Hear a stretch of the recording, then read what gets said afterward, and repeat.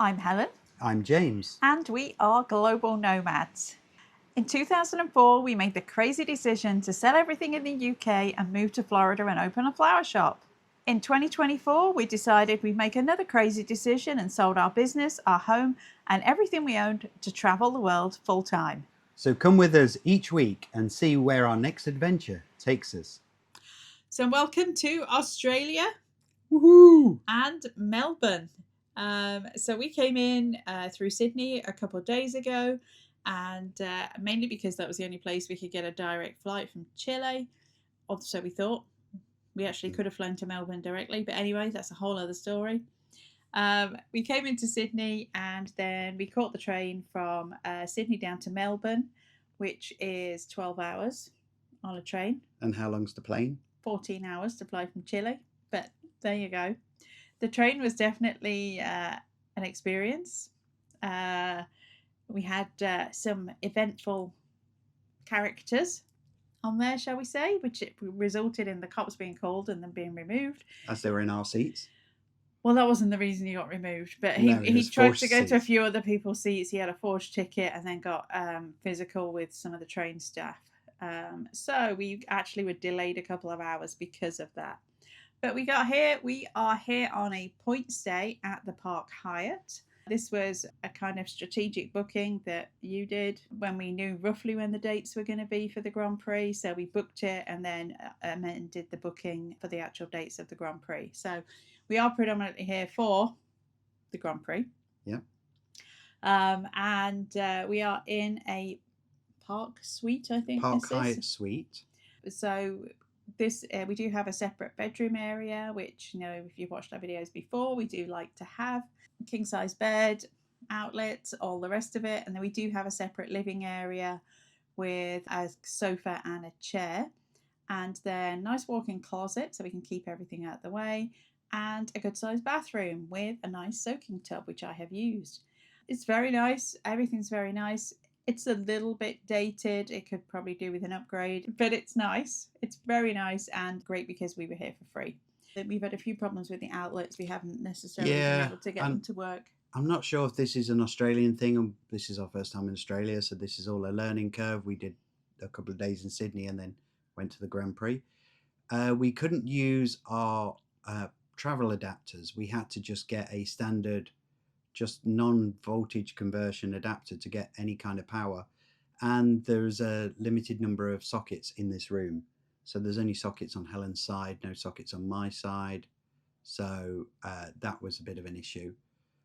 We had to get the hotel to help us out with an adapter, which they did, and that was all good, so we managed to get everything charged. But yeah, if you're in Australia, you need to take just a standard adapter, which I'm going to put a photo of just here. And we bought brand new Epica adapters before we left. We've got an Epica and an Anchor adapter. Haven't had an issue using them anywhere else. Not quite sure what the deal is here, but anyway, that's the news on the adapters. The good news on the hotel is the hotel does have a resident doggo. The manager lives, I think he must live on site, I don't know, or he brings the dog to work with him. The dog's name is Charlie. He's a golden retriever and he's very sweet. And we did get to pet him. So I think this is a pet-friendly hotel, as in a dog-friendly hotel anyway. So we have been at the Grand Prix for 4 days, basically. Yeah. And we do have a few more days here. So we are going to try and get to see some other things apart from the Albert Park circuit. And we did have a meetup. We did have a meetup with some fellow nomads. Yes, shout out to Christine. We did get to meet them yesterday, so that's nice. We've been friends on Facebook for a while. We are going to head out shortly to the Skydeck. So we'll go see what that's all about. And we do have a couple of other tours planned. So come with us and we will show you around.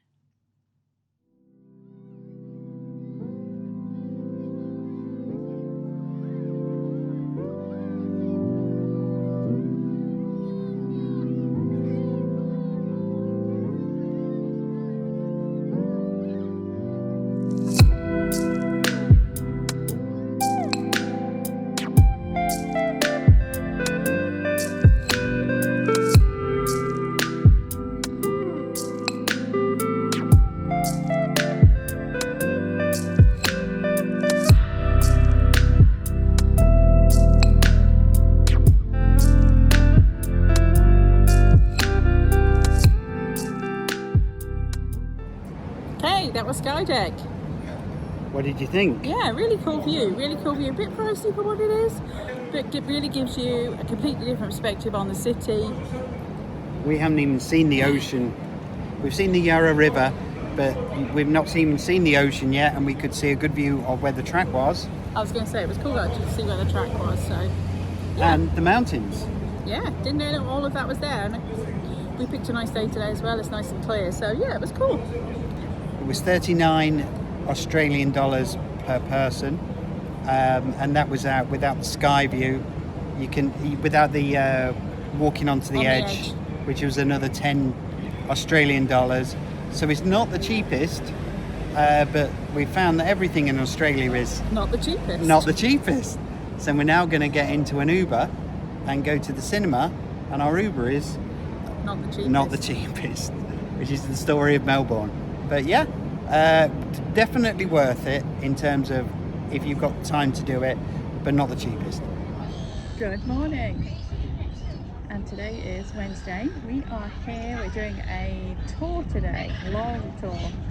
So we got picked up at 11 in the CBD in Melbourne, and we are currently in our first stop, San Remo, with about 300 school kids. It looks like they're all on a school trip. And 300 seagulls. Sadly, it doesn't look like the weather's going to cooperate with us today, but never mind, it is what it is. But the plan for today is seals at Phillip Island. We're going to be getting on the boat next, I think. And koalas. Penguins. And penguins, yes. The penguin parade at Phillip Island is, I think, for the end of the day. So hopefully it doesn't rain too much. It's raining a little bit on us now. This bridge, you can just see over our heads, is the link to Phillip Island. So it's about an hour and 3/4 drive from the CBD to get out here. So it's a bit of a day. Yeah, I think we're not anticipated to get back until about midnight tonight, so it's going to be a long day. There's a few shops here. This is really just kind of a technical stop, I think. There's a toilet block and a few shops and restaurants, so we might go and see if we can grab a pie. Or some fish and chips. Or some fish and chips for lunch before we get on the boat. And hopefully see a whole load of seals. There's supposed to be, I think, about 5,000 seals at the island. It's called Seal Rock, very imaginatively. And they're Australian fur seals, again, very imaginatively. So with 5,000, hoping we get to see some and it doesn't rain on us too badly. So stay tuned. So you last saw us in San Remo, and we were about to reboard the bus and head over to our first stop, which was the fur seals. We drove a bit further down the road to Cows, Cowes, not the four-legged variety. And it's named, not surprisingly, after the British town. I think it's in the Isle of Wight. Yeah. Yes, in the Isle of Wight, big sailing town in the UK. And we boarded a boat there to go see the fur seals on Seal Island. Very aptly named. Things seem to be called what they are here in Australia, very conveniently. There's about 5,000 fur seals here. The only way to get out there is on this boat, and it is located just off the edge of Phillip Island. And the Nobbies. You go past the Nobbies. And you go past... We'll come back to the Nobbies. So we crossed over the Bass Strait, and we were warned that the Bass Strait was wasn't quite the Drake shake. Nautical, yeah, that's a good word for it. Well, we went on a Wednesday, and apparently on Sunday and Monday the tour was actually cancelled due to bad weather. The day we went was really quite windy and overcast, and it was pretty choppy. It's probably about a 30-minute boat ride down to the island, I would say, 35 minutes. It was a bit longer on the way out because we went across the coast. Well, and we were going against the tide. We had the tide behind us on the way back. But going out there, it's really, the rest of it was fine. It was just the initial bit in the Bass Strait that was a little bit rocky, but really nothing too terrible. If you were really prone to motion sickness, it would probably be an issue. But the crew did warn us. They were really good, told everybody to sit down. It did rain a bit as well. They did have free tea and coffee on board as well. They did. And biscuits or cookies to our American friends. Biscuits to us Brits. And it was super cool. And this behind us is Seal Island, and that is 5,000 Australian fur seals. And Helen's camera. Oh, sorry. We got really, really close. Yeah, I mean, they said they get like 5 or 6 meters. I think we might have been a bit closer than that, probably like 20 or 30 feet. And there's just seals everywhere. There was tons of young pups as well, wasn't there, that were playing. I think we've come across quite a lot of seals in the last couple of months between the Galapagos and Antarctica, and especially the baby seals. They just come out of the water and they want to look at you and want to know what's happening, and you can hear them in their heads going, "What you doing? What you doing? What you see? You know, What are you looking at? what you're looking at." And they're really playful. They get really close to the boat, and it doesn't bother them at all. We're literally there for like 45 minutes or something like that, and then we leave them be to do their thing.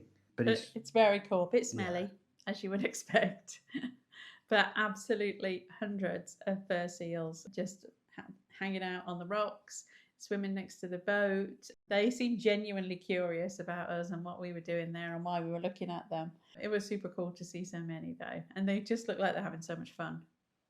And yeah, as Helen said, we weren't affecting them in any way. I think we were more the entertainment.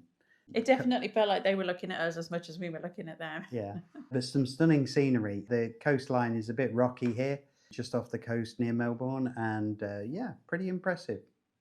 And by the time we headed back, the sun had come out a little bit, and at the end of the pier, there's a whole load of what the Aussies call cockies. And that probably will be something different to our British friends, but these are cockatoos, and there's hundreds of white cockatoos. Apparently there are some black ones as well, but they're a bit more rare. We didn't get to see any, but there was a whole load of white ones just hanging out at the end of the pier, eating on the grass, hanging in the trees. So that was pretty cool to see as well. Yeah, and that wasn't the only place we saw them. So yeah, if you come here, you're probably going to get to see some cockies. And this particular tour company, we'll mention them at the end and link them in the comments, but you can kind of customize this a little bit as well, this tour. So while we were doing the fur seal cruise, some people in our group, I think there was like 15 of us that day in total, some people went and did a wine and cheese tasting. There's a whole kind of wine area there in its infancy. So they went and did a wine tasting, and then we all met up again after the fur seals. And then they could stay in town if they wanted to. Cowes looks like a really nice seaside town. Or you could do what we did, which was go to the Koala Sanctuary. And as the name suggests, they had koalas, quite a few of them. Now, one of the reasons we did this is because we don't really do zoos. And one of the first things we did is because we knew there were so many animals that were only in Australia. We wanted to get a good idea of what we were looking for. And one of the guides in the zoo told us you'll never see koalas in the wild. So we took this opportunity to see them in a sanctuary. A sanctuary. It is a conservation sanctuary. It's a conservation really sanctuary, because we never thought we would see them in the wild. You can't come here without seeing a koala. No, so we went, there's no cages here. They're in trees that I think are spaced far enough apart that they can eat, but they can't jump over them to escape. We saw 5 or 6 here. I think there was like 3 or 4 in one complex and 4 and 5 in the next one. And there's kind of raised boardwalks as well that you can walk through their areas and go and look for them. You do have to actively look for them. The nice thing about this though is I'm always a bit more aware about it being mobility friendly, and there was gravel paths and then these boardwalks, so it was really nice and mobility friendly if you were in a wheelchair, and it was flat and sloped, so it was much easier to walk around. But we saw some galahs there as well, which are an Australian native bird. And some wallabies. And quite a few wallabies. And the wallabies are free to just wander around. Like they hopped across the path in front of us from one sort of grassy area to the other. And again, they're pretty unaffected by us. They sat, this particular one sat maybe, 15 feet from us and was really looking at us like, what are you looking at me for? And then he hopped across the path. And Geordie's mate, that was the other side of the path, yeah. So that was very cool as well. It's cool to see them close up. There's a visitor centre there. And I think the entrance fee is like 15 or 17. We paid 15 Australian dollars. So that's like $11 US. Well worth it. And we had about an hour there. We were a little bit rushed on this tour, but we did a lot. So we had 2 hours on the cruise. It was about a 2-hour drive to get to Cowes. 2 hours on the cruise, an hour at the Koala Sanctuary. And then we drove back to Cowes to pick up everybody else. On to our next stop. Which was the Nobbies. Why do they call it the Nobbies? So apparently the early settlers in this area thought that these two rocky outcrops at the end of Phillip Island looked like doorknobs. So not the other type of knobbies you might be thinking of. They're flat. So they're called affectionately the Nobbies. Which is a strange name. There is a visitor centre at the Nobbies, but it gets a little bit windy here. Well, the visitor centre's actually closed. I think it was damaged in a storm, and they had said they were going to repair it apparently, and it's been a couple of years and it still hasn't been repaired. So the visitor centre's actually closed, which is a bit sad really. Again, there's boardwalks there you can walk down, but it looked like the ramp for the mobility access one was in a state of disrepair. So there was a lady with us in a wheelchair and she could only get to like the top viewing area. You can still see stuff, but you couldn't walk down the whole area. We walked down there and we got our first view of a penguino. Oh, under the boardwalk. He was hiding under the boardwalk, one of the little penguins. More about the penguins coming. And so we did see one penguin here. There were definitely burrows here as well, though.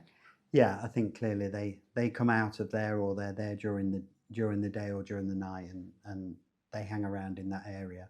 But again, the scenery is stunning, isn't it? If a little windy, you can see why everything did get damaged, because the sea spray and the wind is so strong here that it would be very easy to damage things like buildings and walkways. So I would imagine that keeping this in a good state of repair is pretty expensive and pretty time consuming. We also saw geese. So there was this was definitely a wildlife and some day. more wallabies. Some more wallabies. But the Nobbies, as Helen said earlier on, you can see the two bits of the Nobbies from here. And then just beyond that is Seal Island. But the only way of actually seeing the seals is to go out on the boat to Seal Island. From here, you can also see whales, but it was the wrong time of year. And whenever there's seals, there's a good chance there's killer whales. So later on in the year, I think they said there's right whales and orcas. Yeah. Predominantly that they see. But yeah, wrong time of year, sadly. Wrong time of year. You can't be here for everything. No. So we saw what we saw. Very windy, but pretty stunning coastline. And we had about a half-hour stop here, 40 minutes, something like that. So we had a chance to walk around. And then we did a kind of wildlife drive back to, because we'd already driven past it once, the penguin parade, which was really the highlight of the day, what we were all there for. And this is the second most popular ticketed attraction next to the Great Barrier Reef in Australia. This thing is huge. So you arrive at the Penguin Parade area and there's a huge visitor centre. I think they said it cost $30 million Australian dollars to build this place. It's huge. I'm talking like it feels like you're walking into Kennedy Space Centre, Visitors Complex, or Disney or something. It's massive. They've got gift shops, they've got cafes, they've got a restaurant, they've got bathrooms, they've got information. They've got theatres. There's a theatre, yeah, it's huge. So by the time we got here, it was coming up for 7 o'clock, I think, and in the evening. We left Melbourne at 11 a.m. So by now it's like 7 p.m. So you did have a chance to get something to eat here if you wanted to. But we headed down to the penguin viewing area. And there's a couple options here. On the tour, you get the regular seating, so like the standard seating, or you can pay to upgrade to Penguin Plus, which is what we did. Yes. And there's also Penguin Premium. And there's Penguin Viewing, where you go underground. Yeah. So there's lots of different options. The differences between them is the general admission is to the left of where the penguins come in. So where we were sitting, it was to the left there. We were sitting right bang where the penguins come off the beach into their burrows. Underneath us is an area where you can actually go underground and you can actually look at the penguins. It's got like a glass window and you'll be at kind of eye level with them. And then there was a premium one as well that we didn't look into because we only got one option to upgrade. So basically, the whole principle here is that the penguins will come in from the ocean. They stay in the ocean. That's where they feel safe. These are a particular species of penguin that we hadn't seen before, called blue penguins. Or little penguins. Or little penguins, and they live up to their name. They're tiny. They're about 12 inches tall, so they're definitely the smallest penguin we've seen. And they are blue, can confirm. They have like a very dark blue coat instead of like the black and white. These are like blue and white. And they were telling us at one point that they were down to maybe about 400 or 500 penguins here, I think. And through the work they've done, which basically stopped any kind of residential building in the area, the government basically bought this land to protect the penguins. And demolished the houses. And demolished the houses that had already been built. And it was like a forced purchase so that they could protect this penguin area. And now they're up to about 4,500 to 5,000 penguins, I think they estimate are there. There was a board up when we went in that said we saw this many penguins last night. I don't 700. I don't know who sits and counts them. How how they count them. I tried to count them, but it's no chance. No chance. So we got seated right in the Penguin Plus area, and because it was a bit of a dry and dark and overcast day, the penguins usually come in at dusk, which for us would have been about 8:30, but our first ones came in about 8 p.m. And I think they were a bit confused because it was a bit dull and dark anyway. But it meant it was still a little bit daylight, so we got to see them a bit better, the first sort of 5 or 6. And they are definitely blue. They are. Now, we haven't got any video. You're not allowed to take video. You're not allowed to use your phone. You're not allowed to even check your emails or anything like that because the penguins are sensitive to light. And as it gets darker, then obviously that can affect them. And they don't want to confuse them. I mean, you imagine having like 1,000 cell phones in your face with flash bulbs. So you are not allowed to take any photos. And we did actually see them remove one lady who was not paying attention and doing what she was told.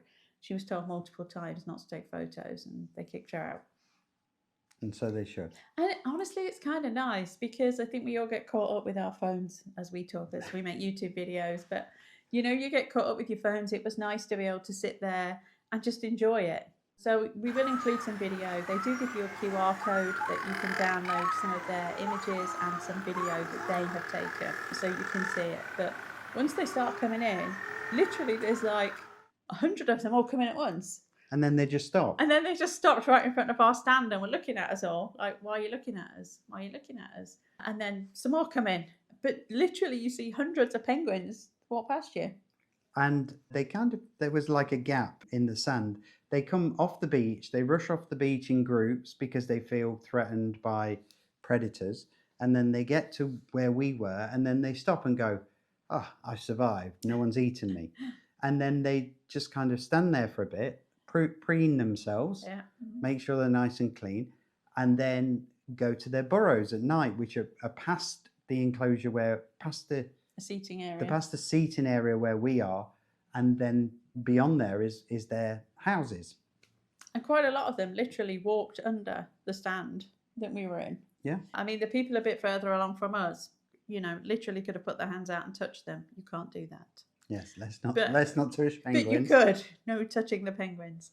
But you could. You're that close to them. And we were maybe 5 or 6 feet away. And they'll just walk under the stand. They've obviously built the stands that way as well so that they can still walk under them. And then the walk back to the visitor centre is kind of uphill. It is sloped. You manage it in a wheelchair. But it is a reasonably long walk. I think we did well over 10,000 steps this day, just getting on and off buses and things. But then they'll follow the path up. So as you walk back to the visitor centre, they're walking on the path right next to you. And they'll just, you know, their little legs are only this long. So it takes them a while to walk. It's quite a long way. Still walk faster than you and me. As I was limping. And you can see them right next to you, and it's so cool. They do have possums here as well, with another little funny tail. We didn't obviously get this on video because you're not supposed to take your phone out. But they have possum-proof bins here, trash cans that we were just walking past, and one of the guides said, "Watch for the possum in the possum-proof bin," and the possum's there, kind of sitting outside the trash can. And if you're not familiar with what a possum is, you can look it up. We do have them in the States as well. I know we don't in the UK, but they're little furry animals, like little trash-loving animals. And a lady went to put some trash in, and not realising the possum was there. Jumped out of her skin. Yeah. It was very funny. We also saw, while we were waiting for the penguins, a bandicoot, which we've never seen before. Again, we can't take a photo of it because we were following the rules. But literally, it was just a few feet from our feet. Our feet, and didn't really care. No. And none of the penguins. I think this is the whole point. This is a nature preserve where they've built everything to make sure that it doesn't affect the penguins' lives. You're there just visiting, and you can just see what they're doing. It's all we were actually.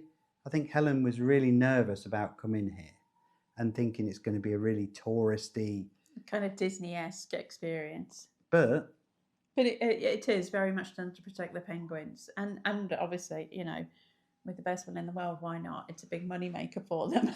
Yeah, but all the money goes back in. Yes. To preserve the penguins. If you do get the opportunity to do this, do upgrade to Penguin Plus, because you get such a better view. We obviously didn't see the general admission, but it's a lot further away. Well, we did meet up with some fellow nomads a few days earlier, and they said they had done the regular seating and really wish they'd done the premium because you had a much better view. And we did upgrade to the plus, not the premium, but we did upgrade to the plus.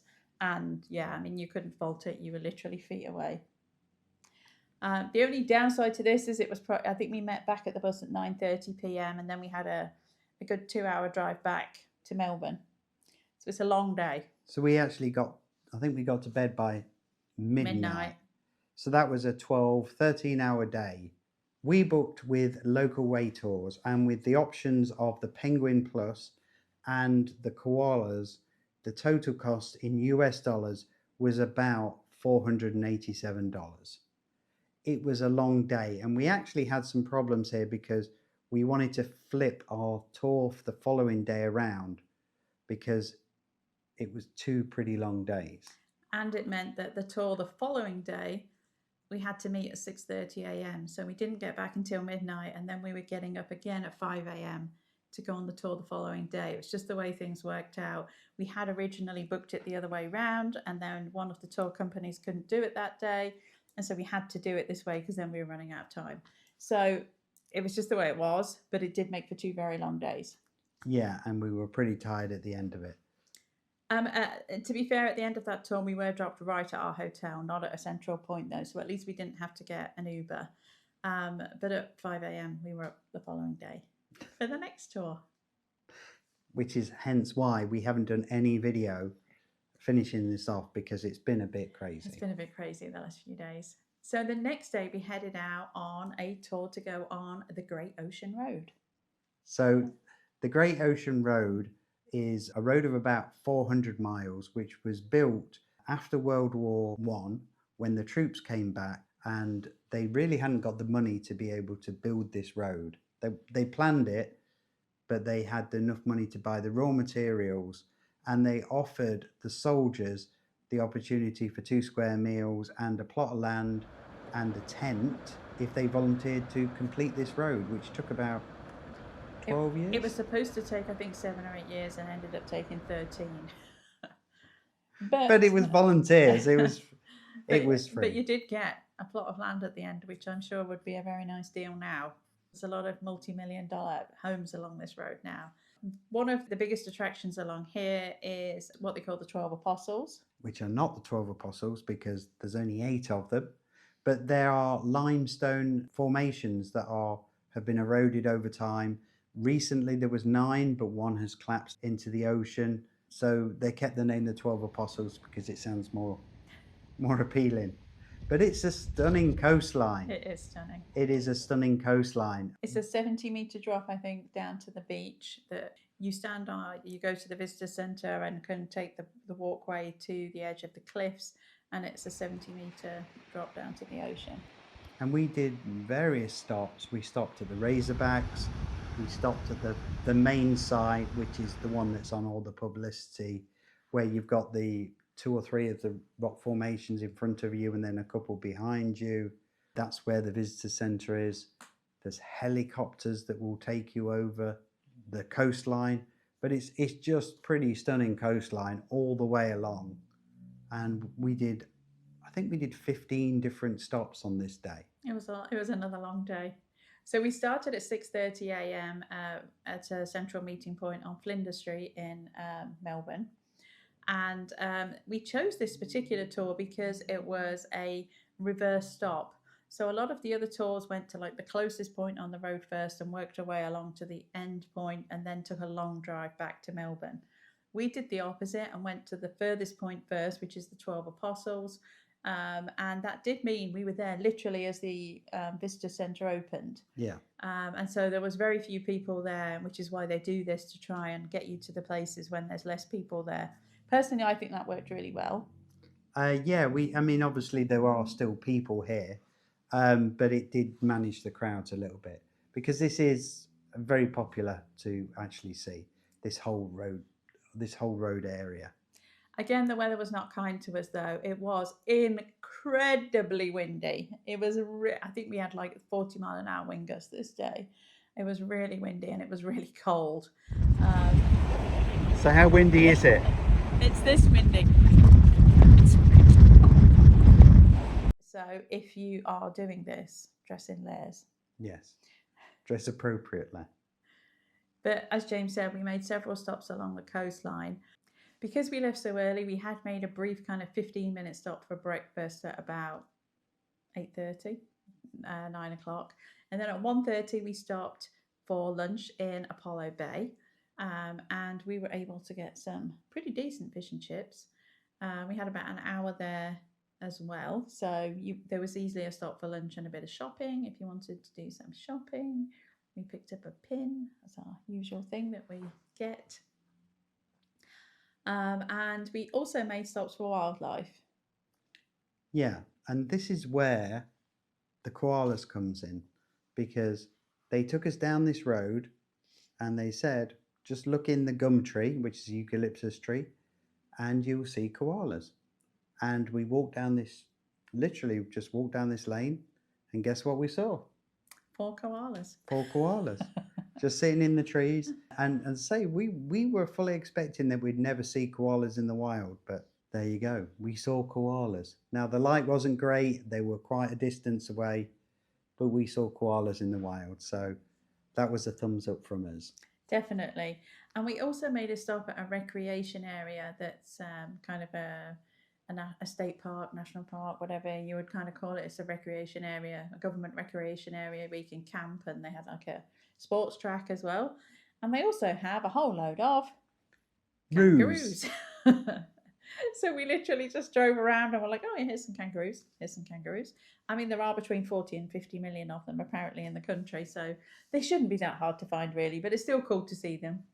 And then one of the last stops we did, it was kind of a drive-by, not a stop, at Bells Beach.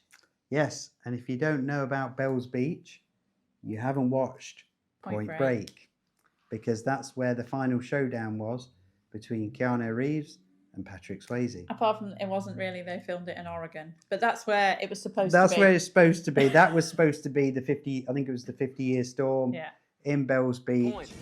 Bells Beach, Australia. And it was closed because they were having a surf competition. A surf competition. So I guess there's someone did their research before they listed that name in the film. But at the back of there was a whole load of kangaroos. Fun fact, a group of kangaroos is called a mob. And so we went looking for a mob of kangaroos, and we saw a group of maybe about 40 or 50, I should think. They were quite a ways in the distance, but it's still cool to see them that many together. Now, if we haven't already mentioned it, how many kangaroos are there in Australia? Between 40 and 50 million. So we haven't seen that many, really. It's not that difficult to see them, but it's still exciting to see them.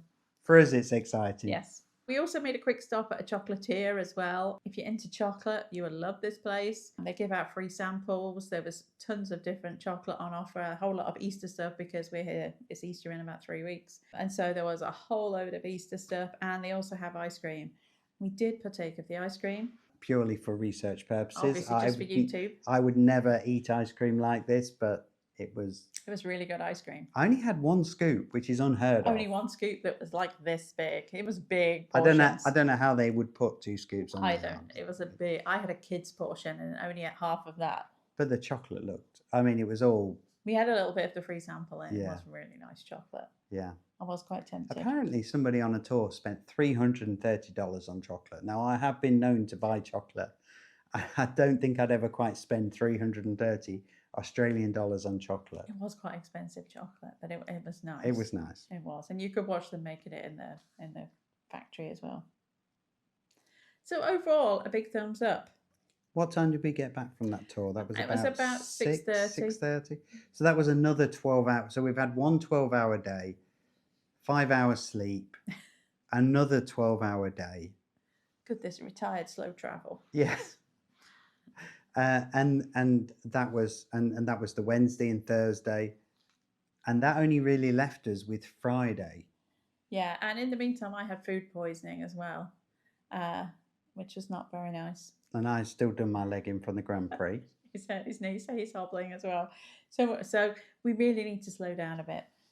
So on our last day in Melbourne, all we did was take a quick trip to Victoria Market. Only because everybody had said you need to go here, you need to go here. We were only there maybe an hour or so. We just had a quick look around.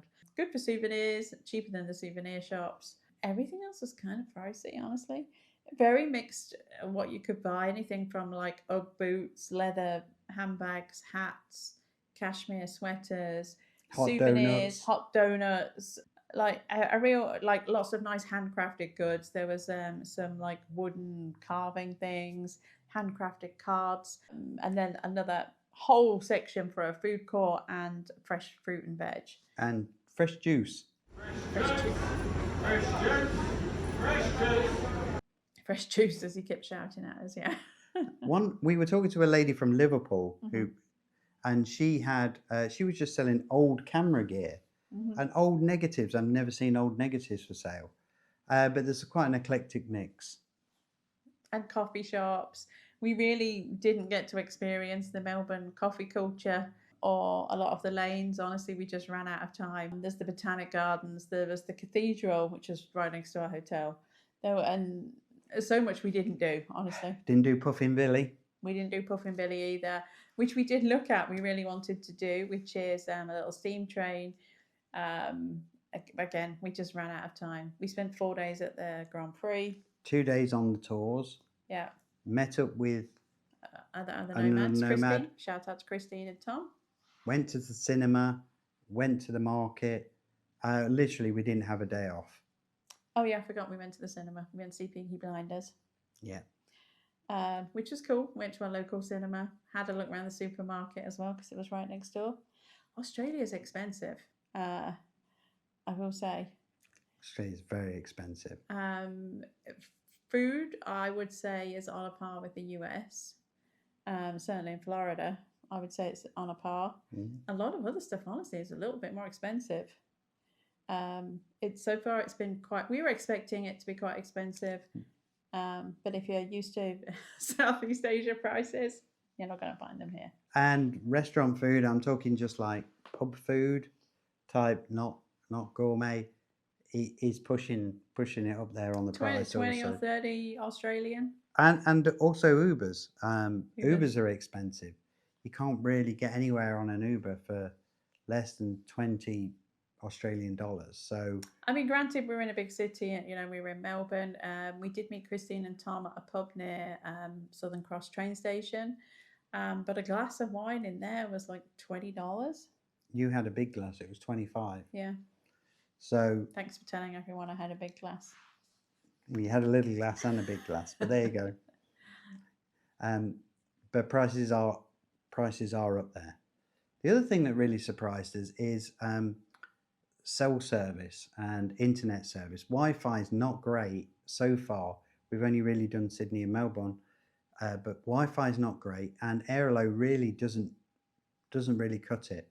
So one of the other jobs that we went to do was we went to buy a Telstra SIM card, which we haven't bought in the whole 2 years we've been doing this.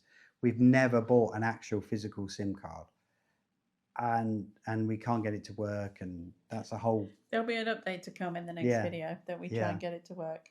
But even Wi-Fi in the hotels is not great either. So it hasn't been. No, so that surprised us how expensive it is, and how the internet's not not massively great. Hopefully Telstra's cell service will be a little bit better, but we'll see. So I think that's a wrap for Melbourne.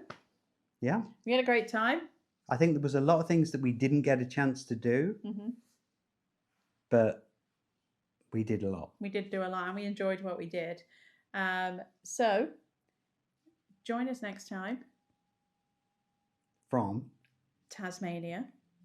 Let us know anything else in Melbourne in the comments that you maybe did, that you would suggest, maybe things we missed. I think there's a good chance we will come back. Yeah, I think we did 10 days, and because of the 4 days of the Grand Prix, we really didn't get into it as much as we would like to have done. But there you go, we can always come back. We can. So, as we said, we'll see you next time from Tasmania. For now, thanks for watching. Please like, subscribe, and hit that notification bell. And remember, you're here for a good time, not for a long time. We'll see you in the next one. Bye for now.